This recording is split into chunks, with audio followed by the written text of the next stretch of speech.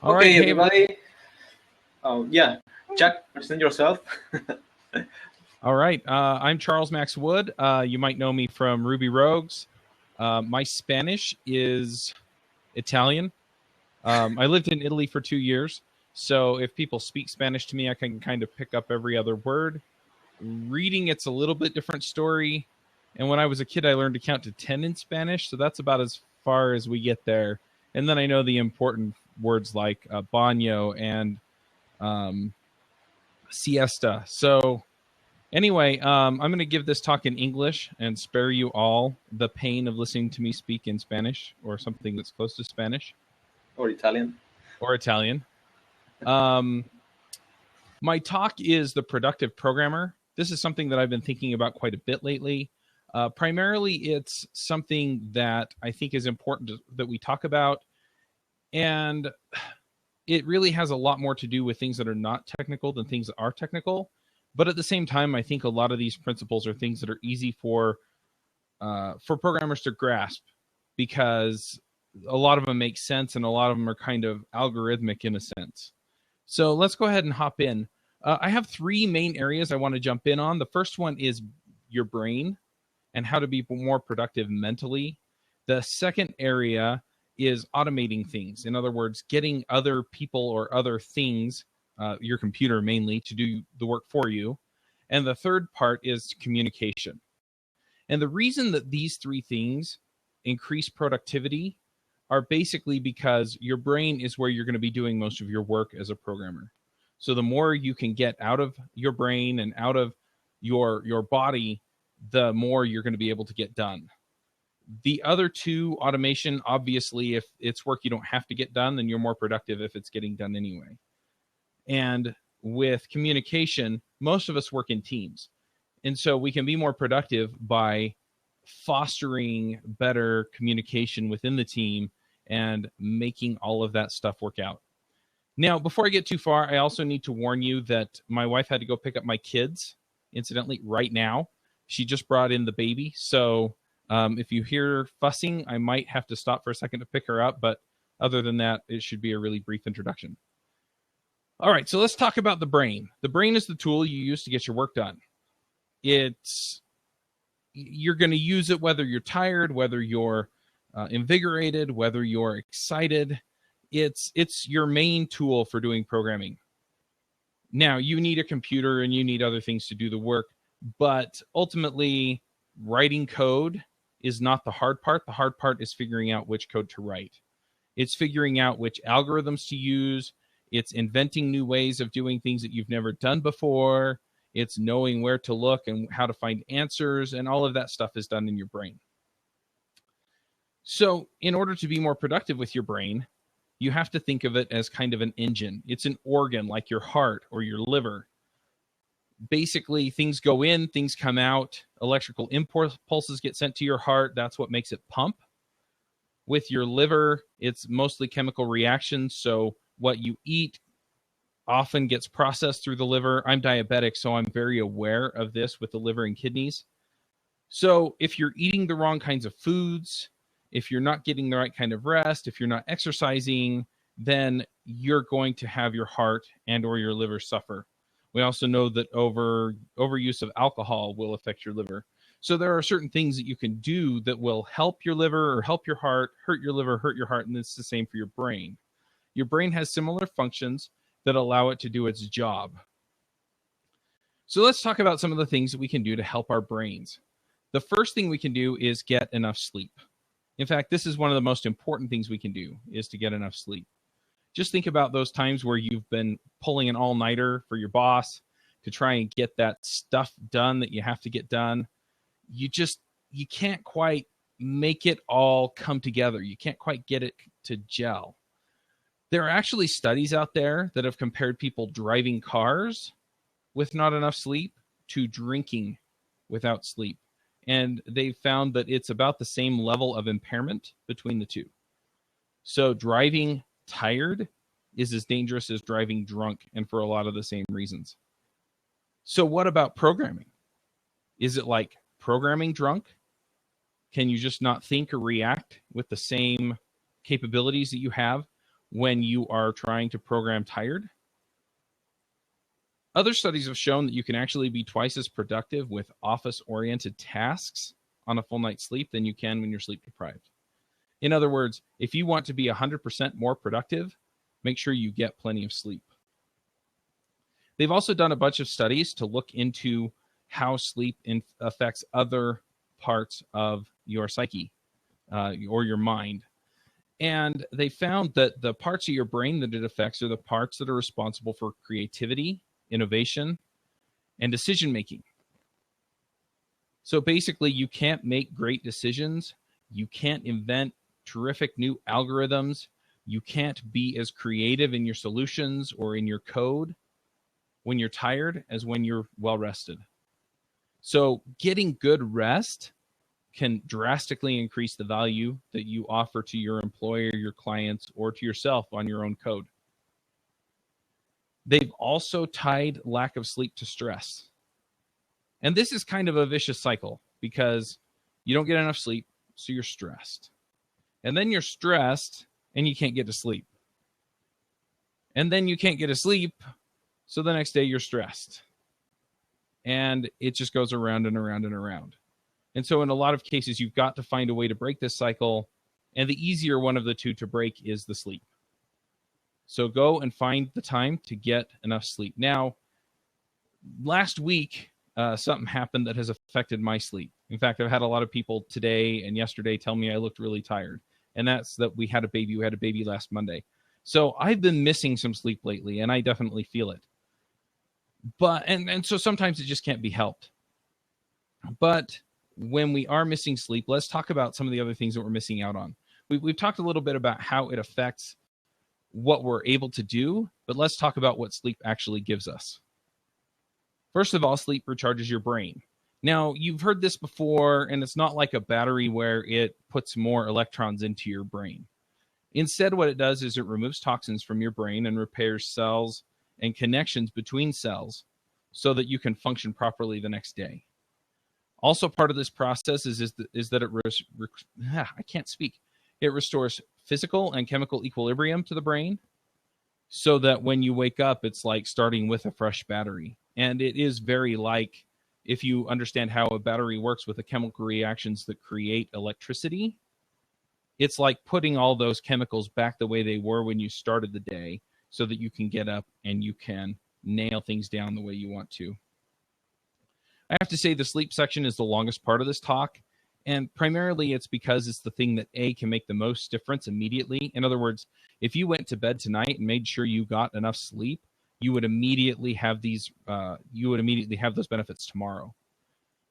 The other thing is that it is the thing that I found that makes the most impact for me, is making sure that I get enough sleep.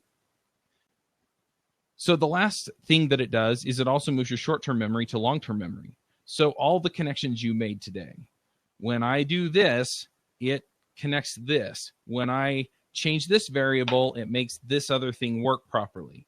When I put tests in, it makes my code easier to refactor. When I was talking to my friend, he explained to me this algorithm, and now I get it. If that doesn't get moved into long-term memory, then you can't keep it. So getting enough sleep is not just about what you can get done, but it's also about keeping all those little level ups that you got today. Now, sure, there are other things that help with that, like repetition and practice, but the repetition and the practice cement it when you go to sleep. So all the positive progress that you made today, you get to keep because you get enough sleep. So when you learn things and everything else like that. So what do we do? I mean, some nights you just can't sleep. You can't get enough sleep. It's like, I'm so tired. I look at this dog sleeping on this bed and I'm just like, oh my gosh, I could totally do that. I could just go, throw myself onto the bed and just sleep for hours. But you can't always do that. One thing you can do, though, is think about what you're doing usually before you go to bed. Are you reading? Are you watching TV?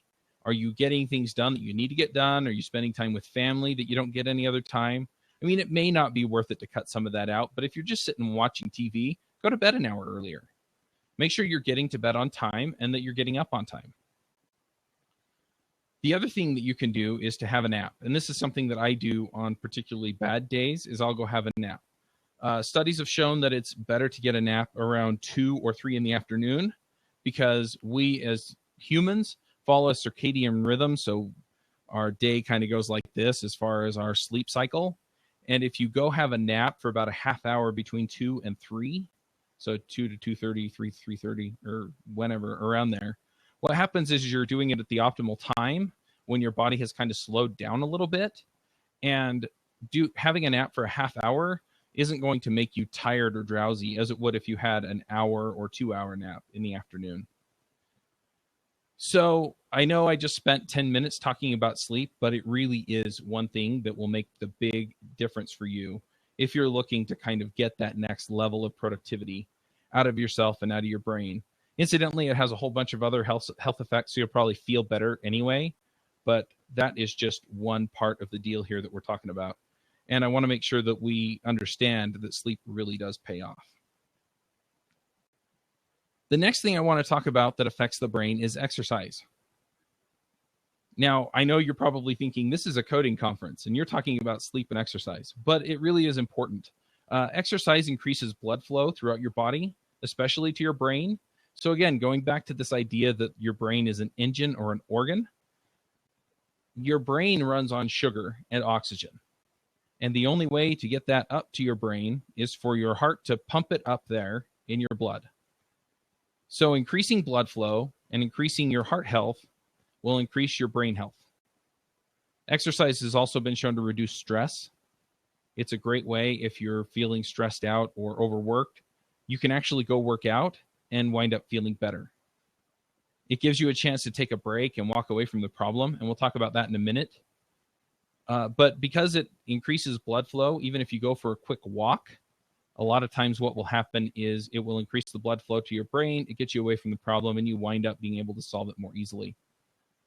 Bonus points if you go outside. There are all kinds of benefits you get from being in the sun and from having that kind of light exposure. So definitely do that. When I worked at Public Engines, which was the last full-time job I had, which was about 5 years ago, I worked with another developer named David Brady. If you listen to Ruby Rogues, you probably know who he is. David and I, around 2 or 2:30, would actually go for a walk almost every afternoon. And it was to get out of the office, to get away from some of the stressful stuff that was going on there. But it was also for us a chance to actually get out, get a break, and really get all of these benefits. And many times we'd come back and we would have a solid hour after that of just terrific productivity because we had inspired our brains to do more work because we had fed it.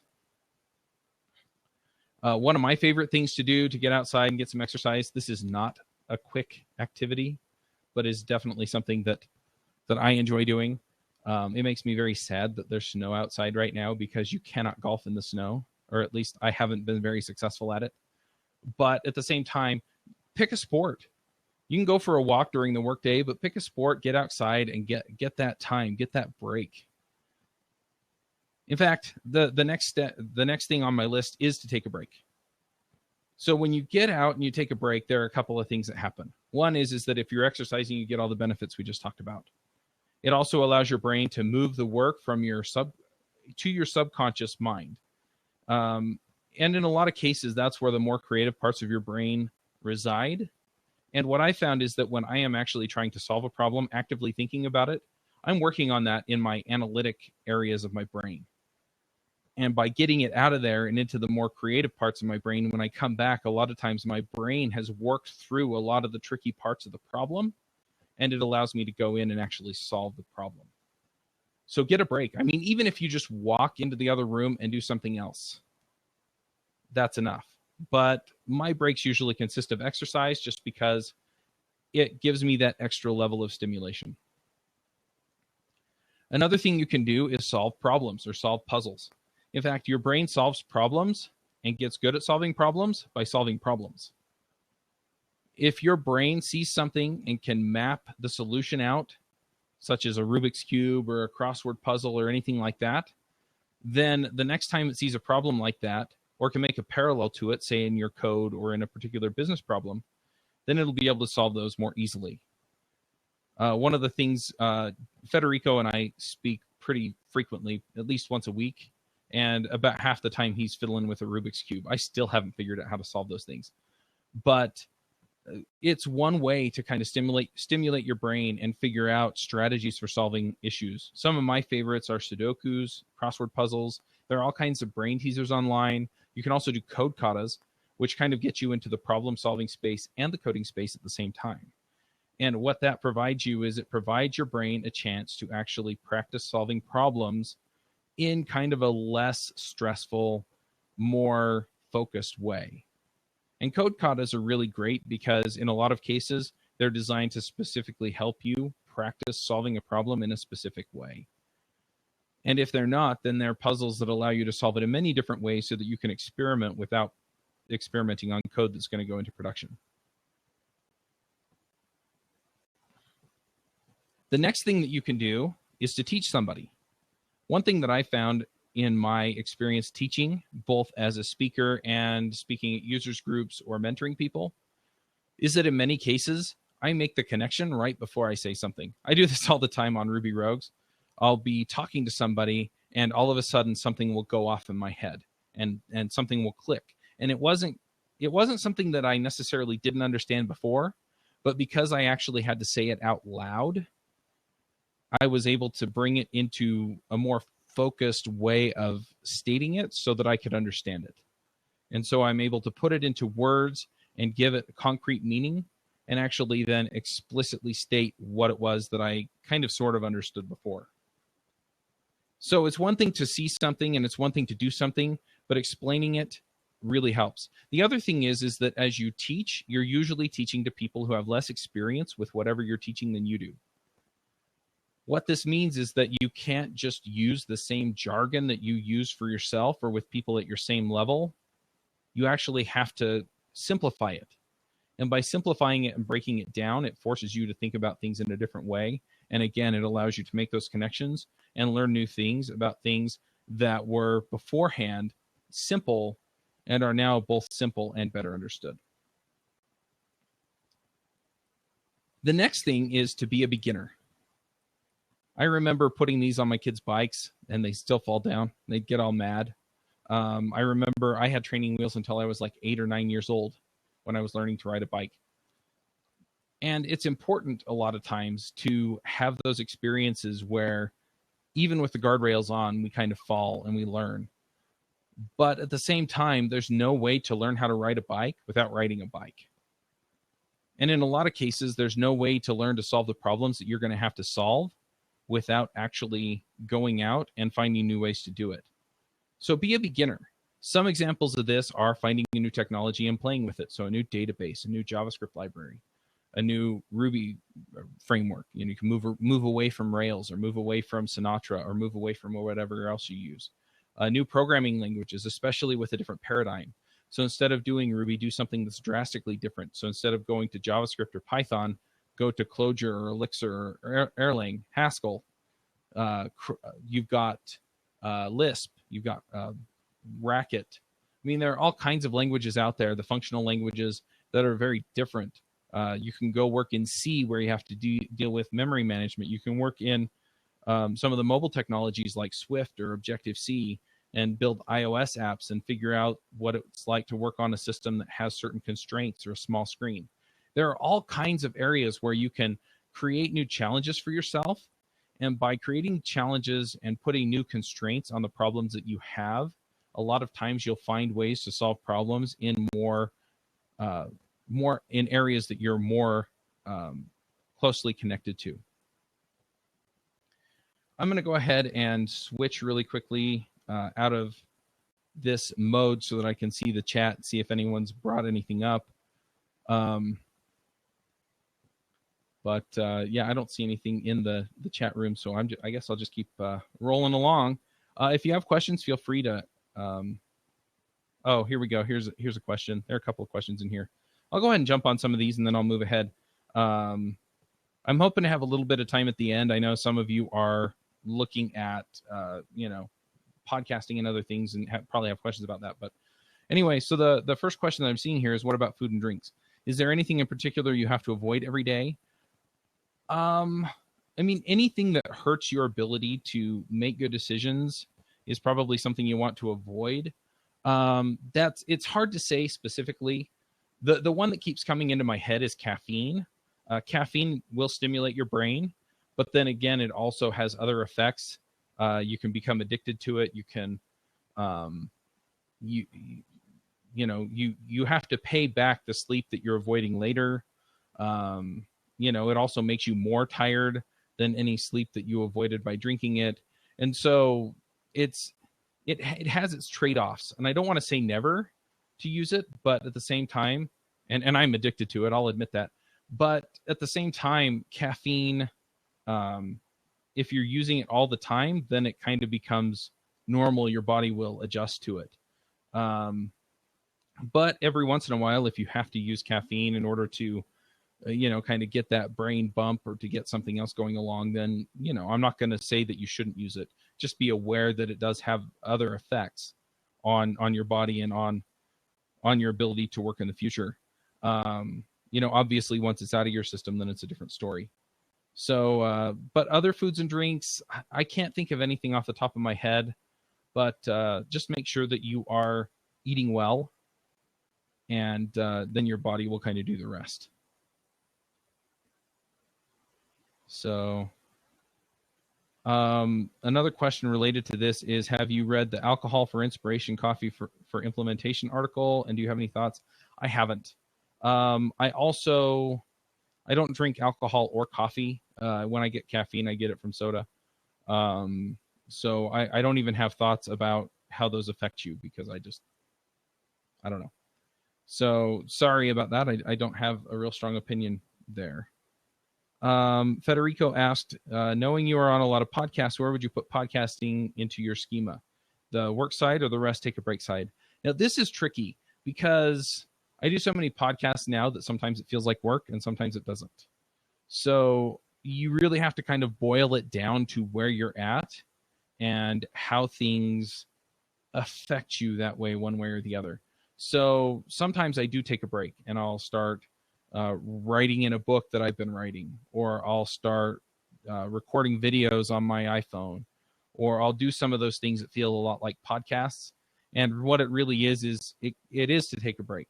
Now, to take a break in those cases is to get me into a little bit different mental state than I was in before, so that my brain isn't so tired tugging on the same string or the same problem all the time.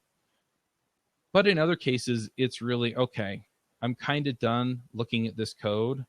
What else can I do? And I look at the next thing on my list and it's record a video or record a podcast. And I'm just like, not right now, because I just don't have the energy to commit to the project that I want to commit. And that puts it into that work category. And so I'll go do push-ups, or I'll go out and run or something instead, and take my break that way.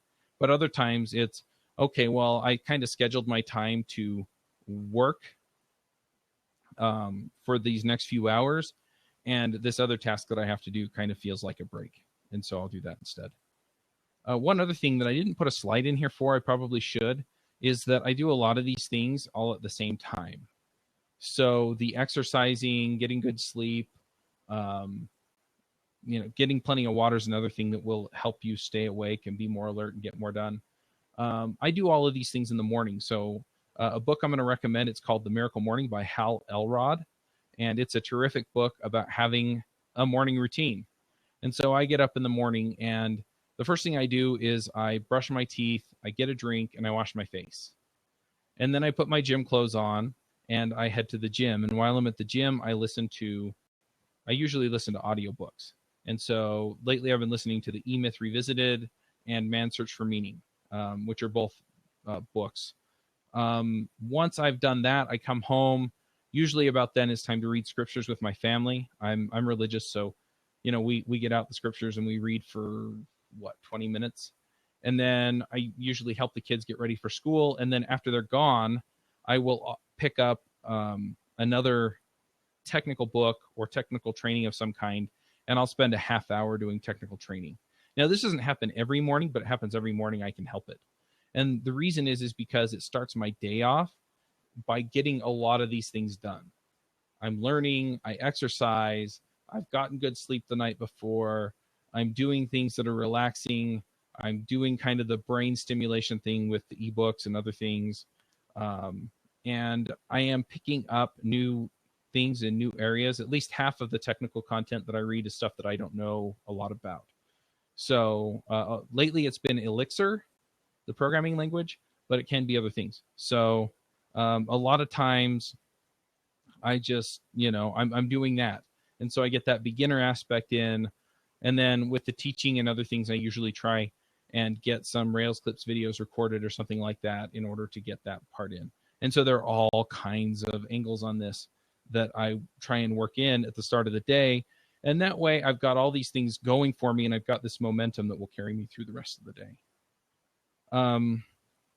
There's another question here. Inspiration usually doesn't have a schedule. What do you do when a good idea comes in while you're working on something? Now that depends too. If it's something that's not very important, sometimes I'll just switch. Okay, so if I'm working on something and it's like, you know what, this doesn't have to be done for another 3 weeks, but this idea that I've had, I think it'll pay off in a big way relatively quickly, I'll work on it. But most of the time what happens is I'll be working on something important, I'll have another idea. I'll just find a place to write it down. I have a pile of sticky notes on my desk. I have a notepad on my computer, my phone, and I just work through it that way. So then from there, if it's something that, that I kind of hit again and again, or that I can get into my to-do list, then I'll put it in my to-do list and I'll come back around to it and I'll prioritize it that way. Another question is, do you use any kind of GTD system, and which one? I've tried GTD. The problem that I had with it mostly was that it's a lot to do all at once that's new, and so it was hard to get started. The other thing is that a lot of the things he has you do are things that are regimented that I don't necessarily have to get done. I'm talking about Getting Things Done, the book by David Allen, I think his name is. So I don't necessarily do that. I am actually changing the way I do things. So what I've been doing lately is I've been putting them into to-do lists in Basecamp, and then I prioritize the list, and then I just work off the top of the list. The problem is that those lists, a lot of them are pretty long, and I don't feel like I make a lot of progress with them. And so the thing that I'm going to change, and this was inspired by a talk we had yesterday with Andy Hunt and Jared Richardson, who are doing the GROWS method. If you go to growsmethod.org, I think you can find out more about that. Is that I'm going to start putting all of my projects, including the projects that aren't code, into sprints. And that way I can put everything into the sprint. This is what I've committed to get done over the next week or two. In fact, the next week or two is this week and next week. And then the next sprint after that is three weeks, because there's New Year's and Christmas in the middle of that. So it'll be 3 weeks, and then I can start next year's first full week as the first week of the next sprint. So then what I can do is I can say, okay, I've committed to getting this done, and then I can kind of work backward from there and figure out what I need to be doing. The other part of that, though, is that I'm also trying to plan out 90 days in advance, so 3 months in advance. Where do I want to be? What do I want to have accomplished? So, for example, within the next 30 days, I'm doing JS Remote Conf and Freelance Remote Conf, and I've been talking to somebody about doing a Web Components Remote Conf and helping them with that. And then I've got sponsorships that I need to get figured out that I do every 3 months. And I've got a handful of other projects that just need to come to fruition in that time frame.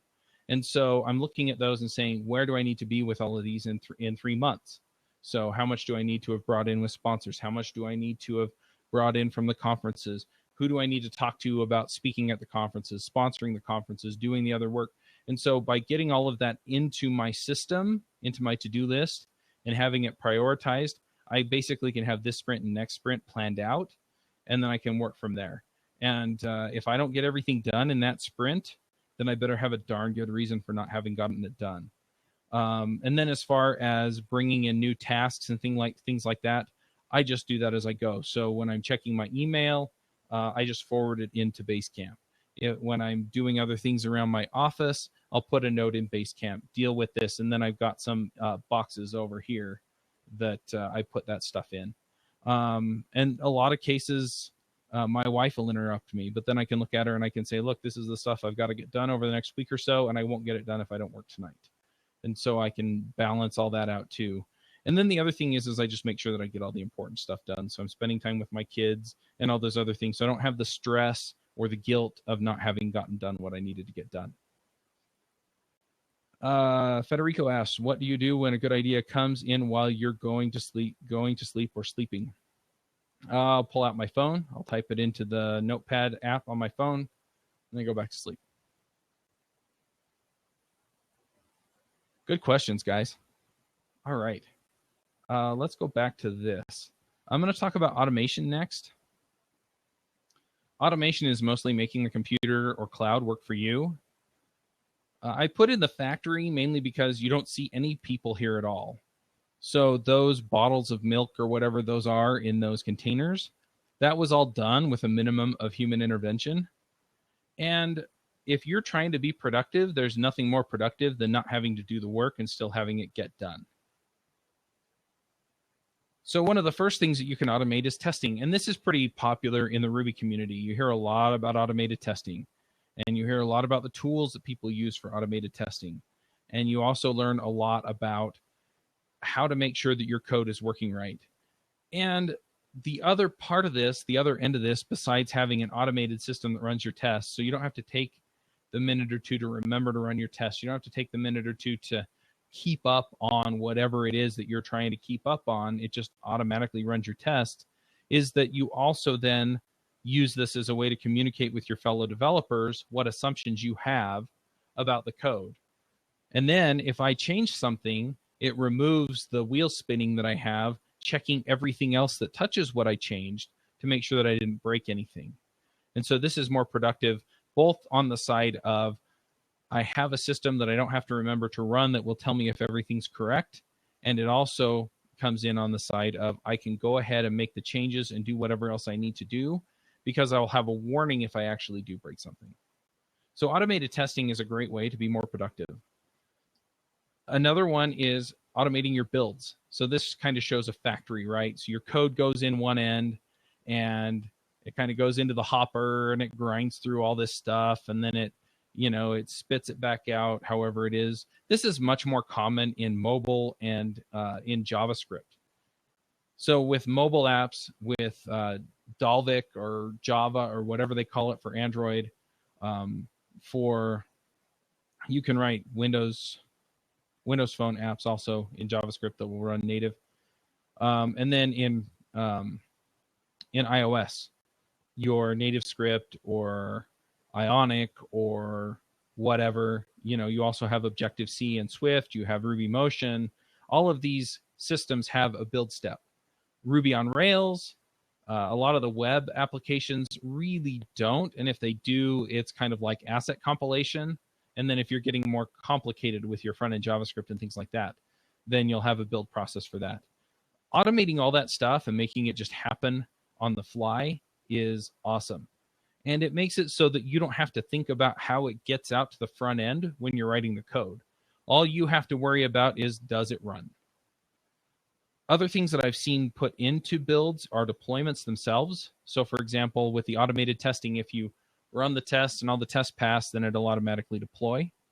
So again, if I push good working code, then good working code makes it up into the cloud. I don't have to worry about that. DevOps is another sort of version that's related to deployments that, again, I don't have to worry about running updates on my servers. I don't have to worry about whether or not I have the right version of Ruby or the latest version of Ruby on there. I don't have to worry about whether or not all the security settings are set up properly. I don't have to worry about if I'm using the correct cipher for my SSL. All of that stuff is handled for me, and it's all automatic. And all that work gets done because I set it up once, and then I didn't have to worry about it after that. A few other things that I have seen in build processes, we've talked about asset compilation. That includes JavaScript transpilation. So if you're using ES5 or TypeScript or CoffeeScript or Dart or something else that needs to run in the browser, then that's often a step. Or SAS or SCSS or less. Again, with the CSS, that's also a step that gets handled for you. Another one is style guides. I think it's Rubocop actually will enforce certain styles on your code and reject pull requests and things like that based on whether or not the build passed based on a styled guide setting that you have set in there. So you can set up all that stuff, and then it just checks and makes sure that everything gets done right and everything gets put in the right place. So all that automation happens, and then your job as far as getting things ready for the testers or anything else in the process is simply to push. So you get push. One other area of automation that is often popular and needs to happen on a regular basis is data management. The things that are built into Rails that do this are pretty self-explanatory. I mean, they're database migrations. Database setup. I was trying to tilt that down a little bit. We have database migrations, database setups, seeding, which are usually database settings or database fields that need to go into the database regardless of what system you're on, including production. I've also seen other systems set up so that they do the same kinds of things for development.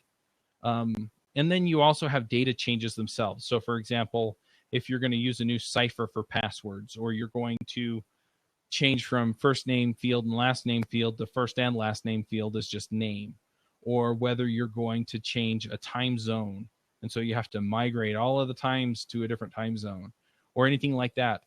Those kinds of data migrations, again, can all be automated, so that when you push up to the server to do deployment, or if somebody is running on old data, it's all automated. They just run the automated process and it takes off and does it. It does the rest of the work itself. So they don't have to go in and figure out what query to run against the database or what active record call to make, because it's all in a Rake task. So it just goes. And there are tons and tons of others that are built into Rake. Avdi Grimm has some terrific videos in Ruby Tapas about this, and I highly recommend you go check those out if you're looking for ways to manage files and file system stuff and make all that work in a semi-automated way, because Rake has a lot of functionality that just does this for you. One other thing that I've found that can be automated fairly easily and fairly regularly is bug reporting. Now, beyond making it easy for your users to report bugs, and beyond the automated testing, there are systems out there that will collect and pass back to you any information that it can gather about exceptions. So New Relic does this, Honey Badger does this, Track.js does it for your front end. There are all kinds of systems that handle this kind of thing. So something happens, something goes bump on your server, and you get a notification pretty much instantaneously in your email that lets you know that there was a problem. And this is super handy, and it makes it so that you can, especially when you have a new deployment, identify issues immediately. And so then you can just run through some quick script or some suite on your system and have it automatically report back to you any problems that people are running into, or that you run into while you're running things in production. Because as we know, your production environment isn't always the same as your development environment. And so by setting this up, you can account for that just by counting on the fact that you're going to get an email or a text letting you know that there was a problem. So those are the things that you can automate. These are things that you can make just a little bit easier in your system and immediately get handle and get the work done without actually having to do the nitty-gritty stuff yourself. I'm going to go ahead and drop back out of this so I can see the chat if you have any questions.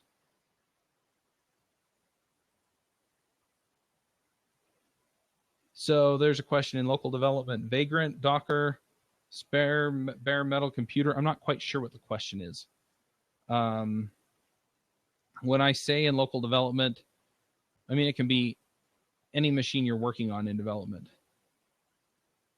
So if you want to run it in Vagrant and try and get it as close to production as you can, great. If you want to do it in Docker for the same reason, great. If you have another machine that you're going to kind of deploy to, then great. He asks, what do you tend to use to ease the matching of dev and prod? I'll admit that a lot of the development I do, I actually have a server on DigitalOcean that has it has a lot of that stuff already set up. So I just went in and I installed Ruby, I installed Postgres, and I did all that stuff. It's not exactly like production, but it's running the same operating system and has the same stuff hooked up on it. I run into the issues where production and development, in other words, I find a problem in production that I didn't find in development so rarely that I'm kind of happy with just getting close enough. But in some instances, you really can't afford to be as kind of loosey-goosey as I am. So in those instances, yeah, you may wind up putting everything into a Docker and spinning it up on some server nearby and then seeing how that works, or deploying to a server that looks a lot like things. All right. The next question is, on automated processes, how do you balance not having to look at the process again versus keeping the understanding and trust of what it does? In most cases, we usually just have one person that manages that process. Now, we may have team discussions about how it works or what needs to be done. And in a lot of cases these days, I'm the one managing a lot of those processes. Or Federico will manage some of those processes for me. So, so basically, then you have that one person that's in charge of that one process or that one thing. And you let them manage it. Now there is the risk then, obviously, that they'll leave or get hit by a bus or something. And if that's the case, then somebody else is going to have to come up to speed on it. But for the most part, I found that works, and those other cases are kind of edge cases that will be handled when they occur. So that's more or less that. And then you just make sure you have good documentation. So it doesn't have to spell out, it installs this package of Ruby on this operating system with this version and this, blah, blah, blah, blah. All it has to do is say, I have this automated process for setting up servers, and it installs Ruby, it installs Rails, it installs Node.js, so I compile my JavaScript, it installs, these 3 other things that I need for the app. I set up Redis for the cache, blah, blah, blah, and then it's done. And then the top level just says, this sets up a server so that it's ready to deploy stuff to it. And depending on what level I'm working at, for the most part, all I care is that it sets up the server, and then I can run a deploy script against it and it'll run. And then if I need to know what exactly is in it, because I ran my stuff up to that server and my expectation was broken, in other words, I expected X and I got Y, I expected it to be able to run the app and it couldn't, then I have to go back and look at the process and say, okay, where is it breaking down and what are the things that I'm assuming it's doing? And so then I look and I go, oh, well, I'm actually using this gem, but I'm not using it through bundler. It's a utility. It's not actually a library. And so I need to add to this script somewhere that it adds this utility so that it will actually go in and format the files or something. Or, make sure that the right environment variables are set up or what have you. And that way, you can then dig into it when you need to. But yeah, for the most part, hopefully you just get it so that you can run it over and over again and that it's fairly robust. But there are some processes that change often enough, or people who don't understand what they have to work with, that will make other decisions, and that will hurt you on that. So yeah, that's a great question. And that's probably something that you could do a whole talk on, to be honest. But that's kind of my thinking and my approach on a lot of that stuff. All right, let's go back and talk about communication. So the first one was things that you can do. The second one was things that you can kind of slip in under the radar if you want to, or you can get your team on board and you can all do them. The last one is communication, and this specifically applies to teams. Now, when I say teams, I'm not just talking about the other programmers that you work with. They are part of your team, but if you have some stakeholder, so you have a client, or you have management, or you have the CEO, or you have a project manager, you have salespeople, all of these people are on your team and they have some input into the way that things work. And you need to be able to communicate with all of them effectively in order to do your job.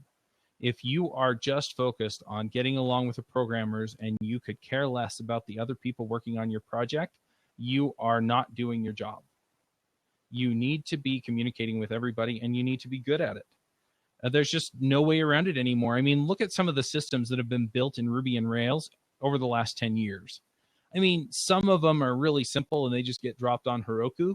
But then you have systems like Airbnb, which is written in Ruby on Rails. You have You have Groupon and Living Social, which are huge file, huge systems. I'm trying to think of some of the other ones. There are a whole bunch of them out there. I keep wanting to say Zynga, but I don't know what their backend runs on. I think it's Java, actually. But you have, I watch it all the time, Hulu. Hulu is written in Ruby on Rails. There are a whole bunch of others, GitHub. So there's all this complicated logic that goes into that. And if those developers can't communicate well with each other, they can't communicate well with their users, they can't communicate well with the people who are coming up with new and great ideas for how the company can move forward, then it's going to hurt. It's really going to hurt. And so you have to get good at this. I'm going to actually, this is like my series of confessions, because I don't always do well at this, either because it's my project, I started it, and if anyone's working on it, I'm paying them to work on it. So I don't do great at this, but I need to do better. At the same time, it's also, I can tell stories, and I probably will, about some of these where we didn't do well at some of these things and it hurt us, or where we did really well at some of these things and it really helped us. So the first area I want to get into is git commit messages. A lot of times, Federico can probably attest to this. I will make a quick change to try and fix something, and then I'll deploy it to production. Don't do this at home. And my message will be, oh, I hope it fixes it now. And so I don't actually say what I did. I just have a one-line change, and then I push it up. But I've also found that when I'm trying to figure out, so for example, if I'm looking through a code base that somebody else has been working on and I need to jump in and make a bunch of changes, it's easier to come up to speed if the Git message actually tells me what they did. Now, I can go look through the Git log and I can see what they changed. And GitHub's diffing system is also pretty good as far as showing you what's changed, what's new, what's old. But at the same time, if I have good commit messages that say, this is what I changed and this is how it works now, then I can go read through that. I can get a really good idea of the history since I last looked at it, and then I can move ahead quickly. And you can imagine how much time that would save. I mean, if it's a lot of changes and a lot of them are complicated changes and things are tightly coupled, that could save me hours of work being able to look at that and saying, this is no longer coupled to this is no longer coupled to this changed this algorithm works this way, we removed this model, we moved this model over here, we changed our time zone, I brought that up again, I don't know why, but we made all these changes and here's what we're doing now. And so I can go through it, I can have a look, and then the areas that I'm going to touch, I can actually go dig into the code and see what got changed. So there are a whole bunch of different schemes for writing git commit messages. You can definitely go look those up. Some of them are more involved than others. The ones that I like are the ones that generally have some kind of really quick synopsis at the top. So for example, if you made changes across a whole bunch of files in the system, well, all you were really doing was updating internationalization or changing the terminology in one way or another, then the top one will say, we changed the terminology in this way. And then below it, it will have little bullet points, which are the dashes in Markdown. And that'll basically say, we changed this association in customers so that it's users. We changed this association in customers so it's profiles. We changed this association so that it's this. This didn't need to be a has many anymore, so now it's a belongs to, blah, blah, blah. And so then it kind of outlines all the different minute changes that I made that somebody else may need to know about if they've been looking in another part of the system and then they come back and try and merge. This will also really help when you're merging, because then again, you can go and you can look at the branch that you're merging to and see what's changed and see why the conflicts are there. And then you can make better decisions as far as what you merge, what you keep, and what you throw out. Another one that I talked about build systems earlier. This is kind of my idea of continuous integration. And you can see here, it's got a little trend line that's going upward. Now, continuous integration, what you really want is you want a steady green. When I talk about continuous integration, when I'm talking about communication, that's what I mean.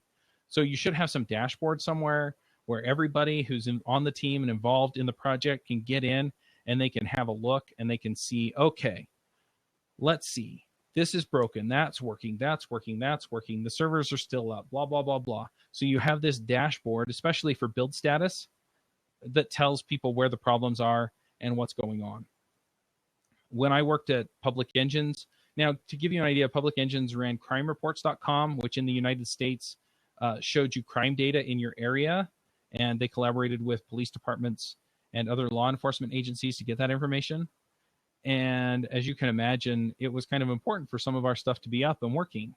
If it didn't geocode properly, then it couldn't show the crime data in the right place. If it couldn't do other specific jobs, if it wasn't routinely pulling in new crime data from the police departments, I mean, we were out of luck because we weren't providing any value to these police departments as far as the geographic information about crime. And we also weren't providing good information to the people who were coming and browsing and seeing where crime is in their area. So we had this continuous integration system set up. And sure, it was a build system too. So it would go in and it would run all the tests, and it would automatically build the few bits that we needed built. Specifically, the front end of it was Flex. This was 5 years ago. So it had to compile the Flex into a Flash playable Flash. And so, that was all part of the system. And then it would give us an update, and it would tell us if all the tests ran against the system. And it would tell us whether or not it was working. And then we had another dashboard that would tell us which servers were up and which were down, and all of that other stuff. And so by having that level of communication, we could at an instant point out to whoever was responsible that there was a problem, and then we could easily communicate about what possible solutions there were. So I'm bringing continuous integration back into this and a build system back into this because it's an invaluable tool for having something to communicate about and having some kind of quantitative measure for how often things are broken and how well we're doing as a team as far as what's going on with the team. The next part that I want to throw out there is to ask questions and communicate about things that you don't know. One of the worst things that I experienced in one of the jobs that I had, I was the team lead. I was the Rails expert on the team. I was the person who was architecting most of the application. And I would tell people what to do, and they would spend a day and a half doing what would have taken me 2 hours because they were too embarrassed to ask me what to do. Or they were too embarrassed to ask me why I wanted it done that way. And so they would go out there and try and find a better way to do it instead of simply communicating with me. I need this done. Here's why I need it done. Here's why we want to do it this way. And it wasn't an ego thing for me, and it wasn't an ego thing for them, I hope. But in a lot of cases, they just weren't willing to ask the questions. And that it's really sad because you can't move forward without understanding where you've been, and you can't make good decisions unless you have all the information or as much information as you can. And so you need to keep asking questions, and you need to communicate that. And it's more important to expose your deficiencies to the team so that the team can either work around them or help you find and fix them than it is for you to look cool in front of everybody. So make sure that you're asking lots of questions, and then be available to others to give them the answers when you have them. And also just recognize that there are going to be things that you know that other people don't know, and there are going to be things that they know that you don't know. There have been a couple of teams that I worked on where I actually knew more about things than the senior or super senior guys on the team, and it was because I had just happened to have played with or worked in another job that particular problem, and I was able to give them the insight to be able to solve the problem. So you have to be willing to help out both ways. Another way that you can help with this is have a persistent place for conversations. Slack is really awesome for this. I've seen IRC servers that will actually record the contents of a channel, and so you can do that as well. There are a whole bunch of other chat systems like Gitter and stuff that will save the backlog of chats, but have a persistent place for these conversations to happen. I know some of them will spontaneously happen at work, around the water cooler, or at somebody's desk because it's more convenient to walk over and ask than to put it into Slack. But if you can work it back into Slack so that if somebody else has the same problem, they can go search it, then I really like this option. FlowDoc is another system that has kind of an interesting way of doing this where you can actually fork the conversation and have the conversation that you're having. And then I believe you can actually merge it back in, or at least you can publicize it in some way so that other people can see the result. And so again, just having that persistent place where these conversations can happen, especially if you're a remote team, this becomes very critical because it then is the water cooler. It is somebody walking over to your desk and asking. So have that available and make sure that that is something that you can do. One of the principles that I tell a lot of people is to be positive. A lot of people get into things and they have a problem and they get really negative.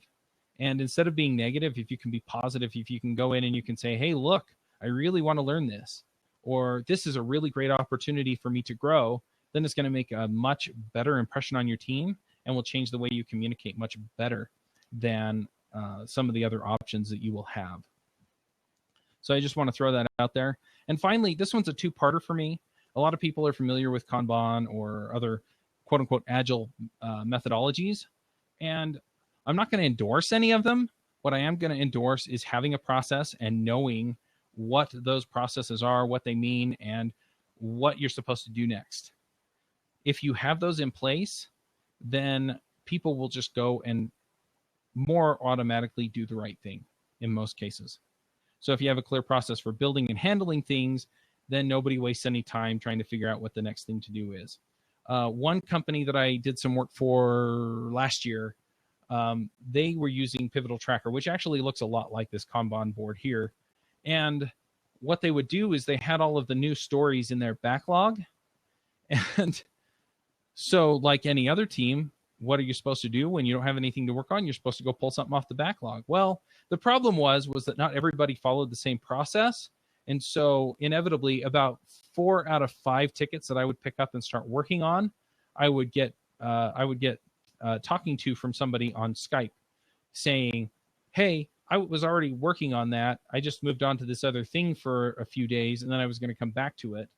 And my response was always, well, then why is it in the backlog? Why isn't it assigned to you and in progress? And because nobody was following that process, I eventually wound up quitting that contract because I couldn't get any work done. Because I would work on something for an hour or two before somebody would come along and claim their turf. And so by having a process that makes it easy for people to know what the next right thing to do is, you can get a whole lot more done and nobody sits around wasting time duplicating work or anything else that's kind of silly or stupid. And make sure everybody knows the process. The other thing that I'm bringing up here that's part of Agile development is your stand-up meetings and your retrospectives are critical pieces of communicating about your process and about your project. So in your stand-up meetings, make sure that everybody understands where you're at and what you need. Make sure that you understand where you can help other people out and where things are moving ahead to so that you build the right thing that puts you in a good position for the next thing.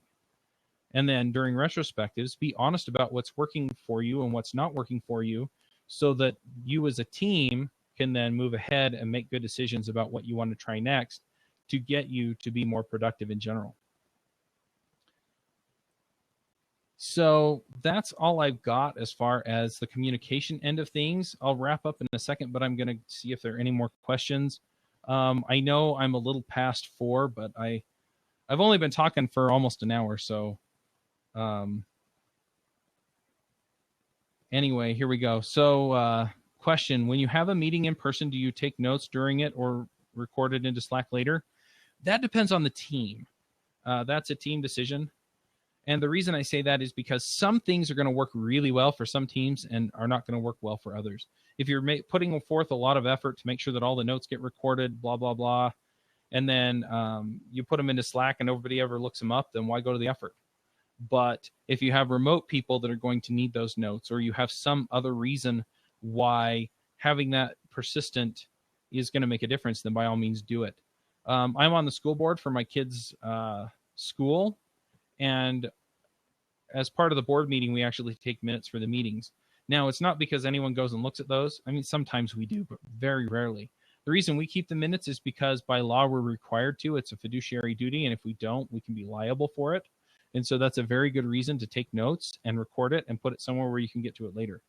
But otherwise, if you don't have a strong reason for that, I mean, discuss it with your team, see if they care, see if it's worth it, see if it makes a difference.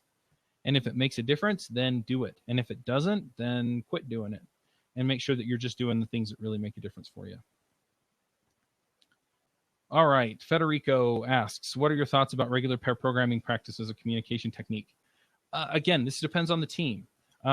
It's a popular thing. A lot of people are out there and they're like, rah, we do pairing.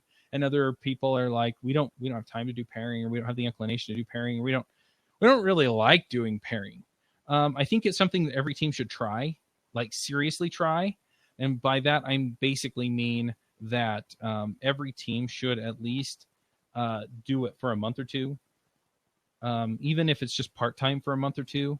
But what that does is it builds up the muscles that your team have, and muscles are metaphorical, obviously, but it builds up the muscles that the team has for pairing, and it makes it so that your team gets good enough at it to actually make a call as to whether it makes a difference. Because pairing is hard at first, and then it gets easier as you go, and it gets easier as you do it more with the same people. And so you have to have done it for long enough to actually get past the hard part, and then actually be able to evaluate whether or not it's worth it. But that being said, a lot of teams have really, really had it work out well for them by picking up pair programming as a communication technique, because what happens is I want to implement something using a particular programming pattern or a particular algorithm. My pair doesn't know that programming algorithm or pattern, and so they learn it as I implement it, and then in a few months they run into a problem that pattern or algorithm solves, and so I am able then to transmit knowledge that way. The other thing is that if I'm pairing with somebody on a system that they know well and I don't, then the pairing works out as a way to transfer domain knowledge about your application. So it is a terrific way to communicate, but a lot of times there's a lot of friction or personality or other things that get in the way of making it effective. And so you as a team need to really be aware of that. Pair programming, the last thing I have to say about it is that it is a terrific practice, but any good things and bad things about the way your team communicates will be amplified by pair programming. So if you have major dysfunctions on your team, or you have somebody on your team that's a real jerk, then that will be amplified because they will be inflicting that onto somebody all day as they pair together. The flip side is that if somebody is a terrific communicator, they work well with each other, and they're highly encouraging and positive, then that will work to your benefit, because somebody else will be getting all of that encouragement and things at the same time that they're pair programming. It does get a little exhausting sometimes when you're consistently being the one that's being encouraging and instructing. But the flip side is that eventually people come up to a level to where it's not so exhausting. So yeah, I really like the practice. I recognize it's not always feasible, and I also recognize that it can make some issues worse if people aren't being good and mindful about those kinds of things. All right, so I am at the end of the talk. Federico is asking one question for the end of the talk, and that's comment on big fails you had or saw in your career regarding communication. So the one that comes to mind is it's kind of twofold. There's part of it is not seeing the signs of aggressive communication when I could have backed out.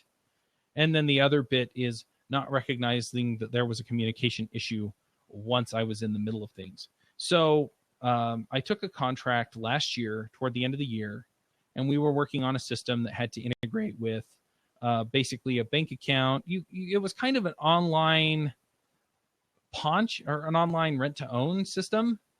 And the first part of it, the part where I didn't see the communication issues, basically came out of, I actually talked to a friend of mine who had worked for this client before, and he told me about the communication issues, and I ignored him.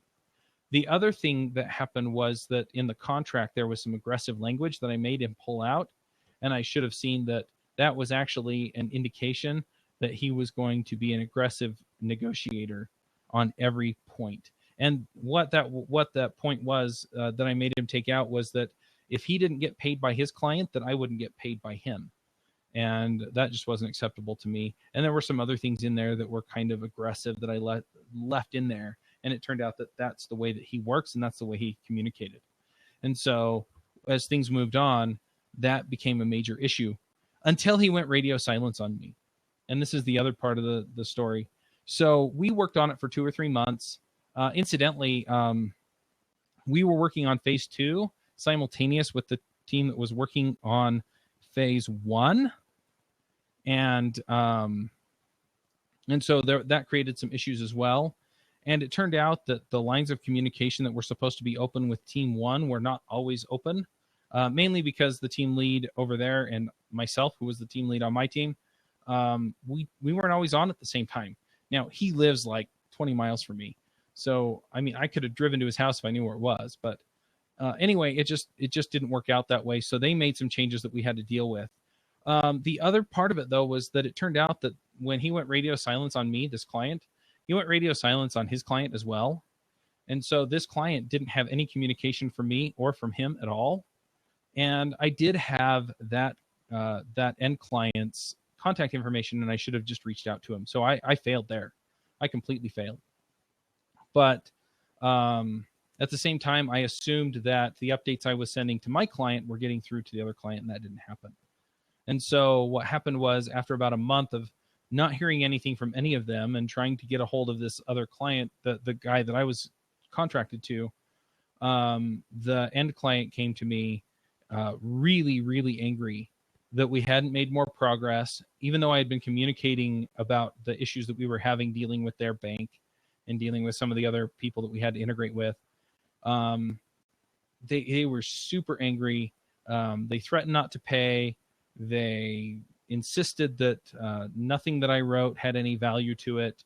They insisted that they couldn't use it, that I didn't know what was going on with the other team, and they basically fired me.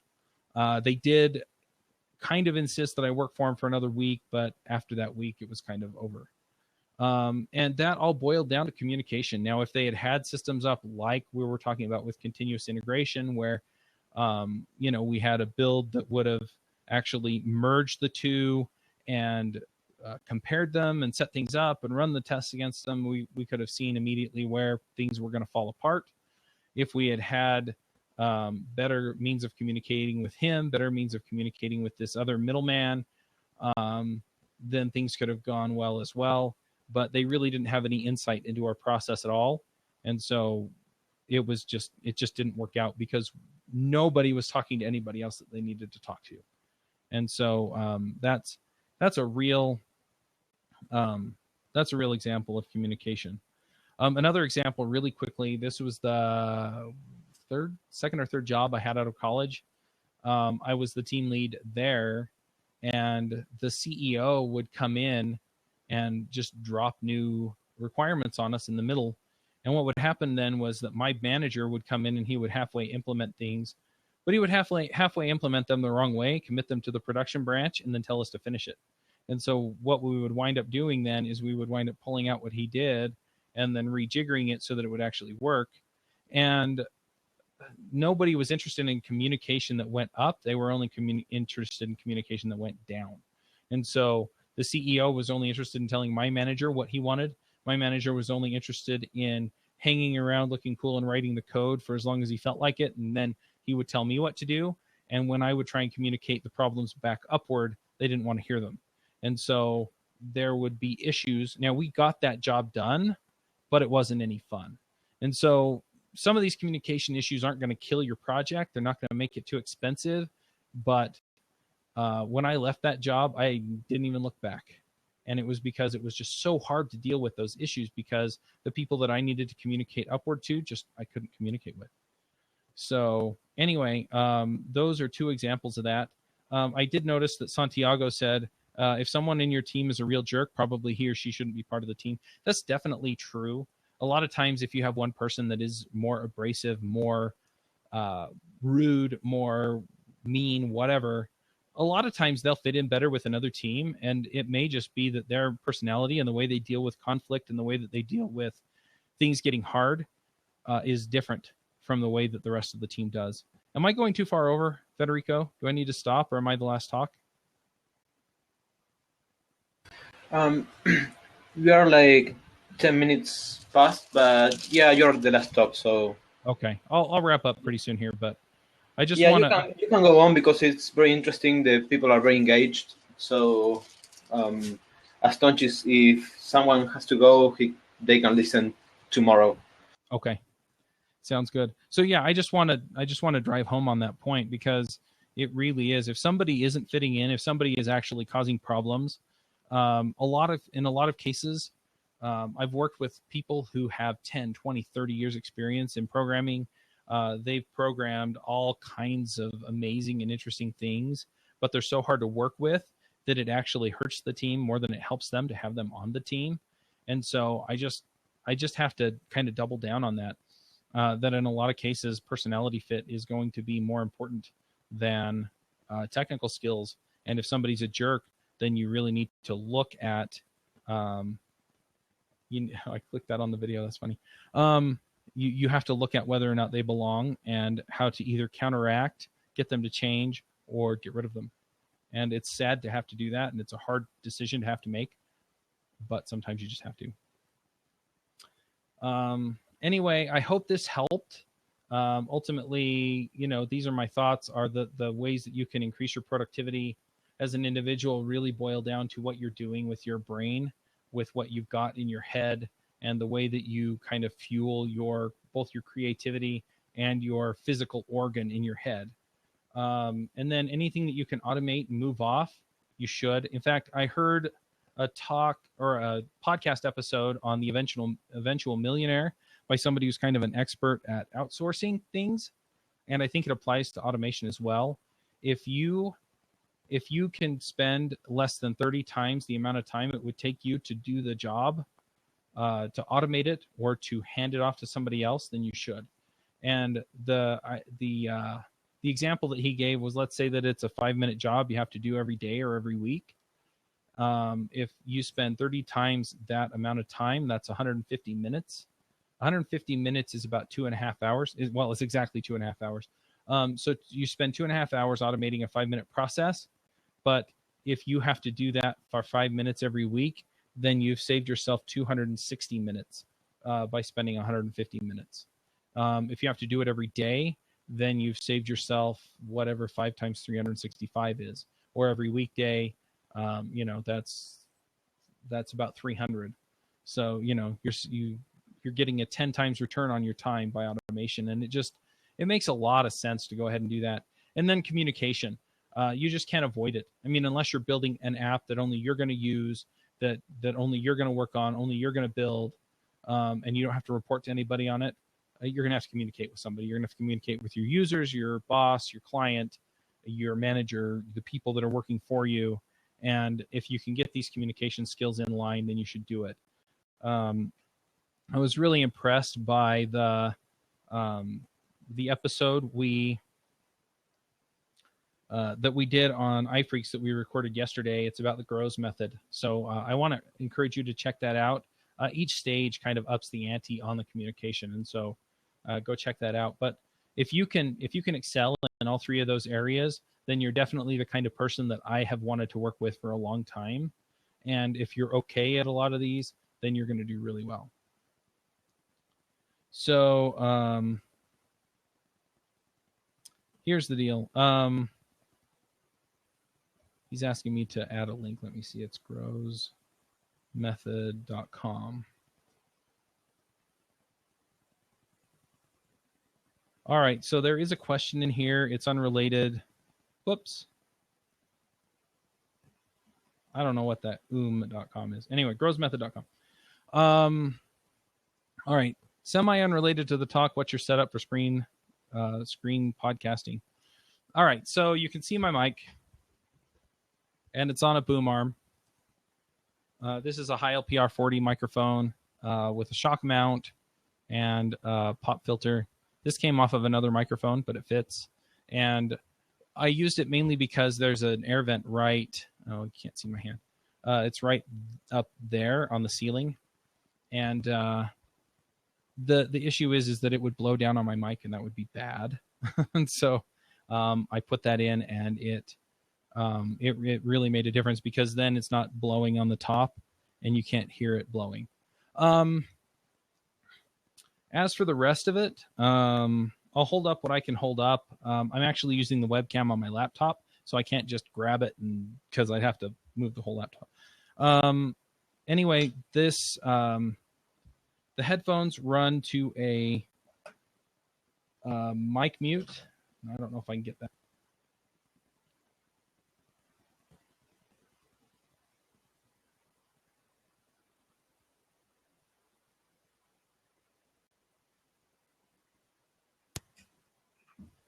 Congrats, you got me to unplug my mic. Anyway, so I have that mic mute. If I hold the button down, it mutes.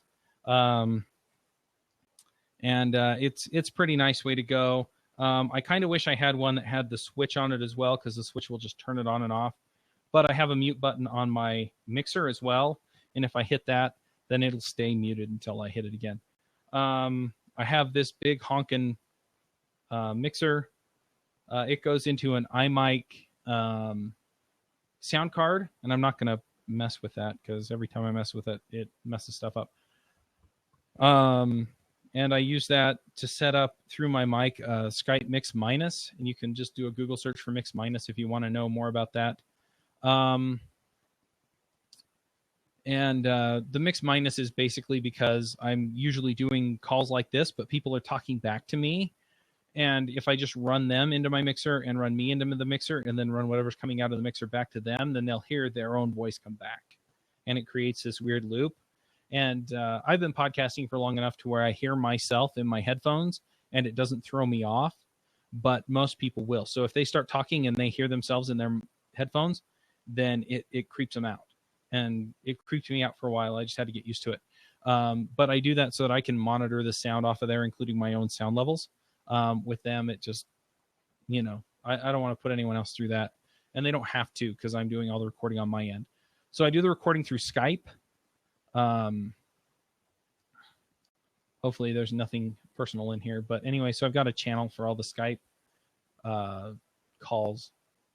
So you can see, we've got stuff lined up here. So we're going to talk about Stripe next week with Craig. We're going to talk about Mattress with Kevin and David. Freelancer show, we're talking to Pete. I'm not sure what we're talking about yet. We need to narrow down some topics for Adventures in Angular and Ruby Rogues next week. I think we were talking about Red Green Refactor. So, and then I'm on the Web Security Warriors list, but I don't join those calls. In fact, they're doing their call right now, so they're recording right now, or they're getting ready to join the start here in a minute. But anyway, so I just record through here. I also have Ecamm Call Recorder. If you're on Windows, you can use Pamela, and I use that as a backup recording. So if something happens with my hardware setup here, then it will actually record into Call Recorder, and then I can send that file over to Mandy. It's not as high quality, but it does work. I've toyed with the idea of using Hangouts. The problem with Hangouts is the audio quality isn't very good. We had an episode about 2 or 3 episodes ago of Ruby Rogues that we recorded on a Hangout, and I could barely understand it. I was pretty upset. But I left it in because some people seem to want it. So that's kind of where we're at. We're looking at some other options as far as recordings go. I'm actually considering using using Crowdcast, and then allowing people to join live, but I don't know yet. Anyway, so that's more or less what I do there. When I'm recording screencasts, I use ScreenFlow, and then I record everything else through my audio setup. And then before I'm done and send it over to the editor, I actually run a few filters across the audio, because when he does it, he does weird stuff and it doesn't sound very good. I just don't like the way they've come out. So I clean up the audio, and then I tell him not to change the audio. And it only takes me about 5 minutes. So that's the process there. And then I just drop it all into ScreenFlow and send it to him, and then he cleans all that up. I have been getting into Periscope lately. And with Periscope, I've been using my iPhone 5 Plus, which is over there on the desk on the other side of the baby, and I'm not going to go look for it. I just got this little rig right here. So what it is this is a mixer. It's a small mixer. I need to put batteries in it. And then it clips on, and this will actually hold my phone right here. And so I can stick my phone in, and then I have a tripod that it'll screw onto, and I'm just going to set it up over here on my desk. And I'll just point it at myself. And then I have a backdrop back here that I'm going to put up. So it'll just be white. You won't be able to see these closet doors or anything. And then you'll be able to, when I do the periscopes, these little microphones will actually pick me up when I speak, and I can just talk to the camera. So that's more or less what I do here for the recording. I've done a couple of recordings of the actual setup.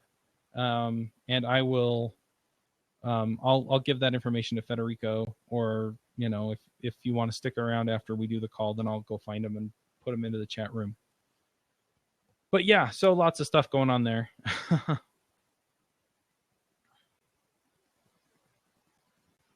We have about 10 minutes. Are there any other questions that I can answer for folks? Yeah, we have like 10 minutes until the recording stops. Yeah. I used all my Spanish. I didn't count to 10, but I told you I could. So. And I always get it mixed up with Italian. Instead of dos, I want to say due. It's difficult. They're very similar languages. All right. Well, since I have a few minutes here and I'm totally shameless, I'm just going to plug a few more things and then I'll hop off. I'm doing JS Remote Conf in January. That's January 14th through 16th. You can get tickets at jsremoteconf.com. The call for proposals is actually open for another couple weeks. So if you want to speak, you're welcome to speak. Incidentally, the day I picked to have that end was my birthday because I'm selfish and self-centered and all that stuff.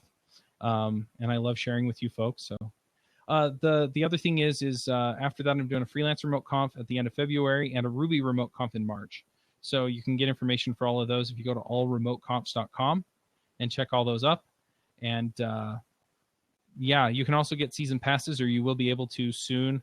Federico and I are working on that right now. So yeah, so go check out all remote confs in about 2 or 3 days, and I'll make sure that I have all that stuff set up and working for you so you can go do that. And yeah, if you have any other questions or anything like that, I'm not shy. You can tweet at me at cmaxw, or you can email me, chuck@devchat.tv. Just tell me that you were here at Ruby Remote Conf, and we'll make that happen. Now, finally, it's Ruby Online Conf, because Remote Conf is yours. Oh, that's right, Ruby Online Conf. Yeah, tell me it was Ruby Online Conf. And yeah, we'll definitely chat if you want to. I also do calls with people who listen to the shows. And so if you want to do a 15-minute Skype call with me, I'll put that link in the chat as well. Just because I love to connect with people. And so you're welcome to choose a 15-minute time period where you can jump in and we can talk for 15 minutes over Skype. Now, I do the video calls over Skype too. So, it's kind of a fun little experiment.